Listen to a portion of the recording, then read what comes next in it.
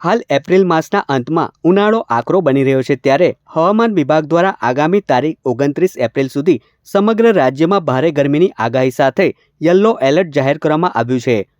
Western ડિસ્ટર્બન્સની અસર ઓછી થતાં અને પશ્ચિમી સૂકા પવનો ફૂંકાવાના કારણે વાતાવરણ વધુ શુષ્ક બનશે, જેનાથી લોકોએ હજી વધુ શેકાવવું પડશે। હવામાન વિભાગે સ્પષ્ટ ચેતવણી આપી છે કે આગામી સમયમાં તાપમાનમાં હજુ 2 થી 3 ડિગ્રીનો વધારો થઈ શકે છે।